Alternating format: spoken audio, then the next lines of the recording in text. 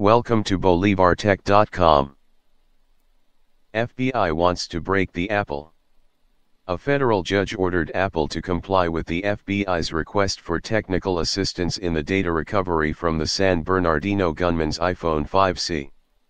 In an open letter published on Apple's website, Tim Cook publicly challenged the U.S. government and the FBI, saying what it is asking of the company fundamentally violates the privacy, security, and trust of its customers. The White House spokesman Josh Earnest said the FBI request for access did not mean they were asking for a backdoor or unauthorized access into the company's device or for it to be redesigned. They are simply asking for something that would have an impact on this one device. But based on my security developer expertise, any tool as the requested is like the Lord of the Rings, one ring to rule them all, one ring to find them, one ring to bring them all, because after created a way to circumvent the security protocols, it can be used in anyone that use the same system and can't be restricted to only one device, creating a backdoor in the product. The FBI request is simple, they want to recover the keys stored in the iPhone, and this is the point.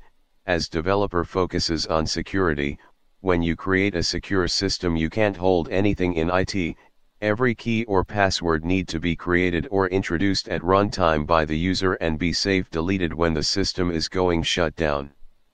This concept is known as user-controlled encryption or UCE, and it is implemented in QEMcrypt, CCLI, or any other system developed by Valhalanetworks or Bolivar Tech. Because this the developer can't be forced by anyone, including a judge order, to reveal or recover it because is unknown by him and also it is technically impossible. In the other point of view as human being, we want to enforce the law and solve and prevent crimes and terrorist acts, and I know that encryption can be an insurmountable barrier that can cool a case, but also we need to weight this with Article 12 of the Universal Declaration of Human Rights that say no one shall be subjected to arbitrary interference with his privacy, family, home, or correspondence, nor to attacks upon his honor and reputation.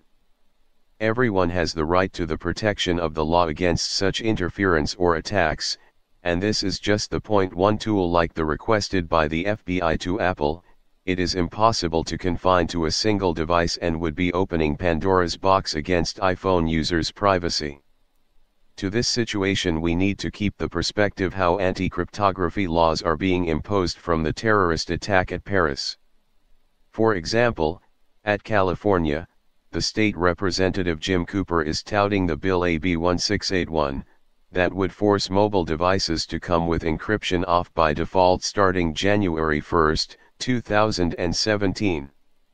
Any phone sold after that date would also have to be capable of being decrypted and unlocked by its manufacturer or its operating system provider, and any smartphone not meeting these requirements would result in the manufacturers being fined $2,500 per offending device.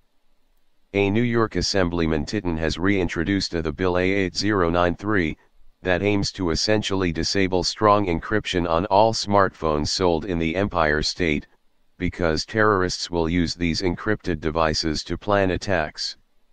Among other restrictions, the proposed law states that any smartphone that is manufactured on or after January 1, 2016 and sold or leased in New York, shall be capable of being decrypted and unlocked by its manufacturer or its operating system provider, and any smartphone not meeting these requirements would result in the manufacturers being fined $2,500 per offending device. Yes, both laws are practically identical, only changed the date when it will begin to be effective. The French Parliament is considering a legislative provision, the Digital Republic Bill, that would ban strong encryption by requiring tech companies to configure their systems so that police and intelligence agencies could always access their data. This French anti-encryption amendment is a response to the two deadly Paris terrorist attacks in 2015, despite the fact that the attackers repeatedly used unencrypted communications by text messages and phone calls with senior operatives elsewhere at Europe in the lead-up to the killings.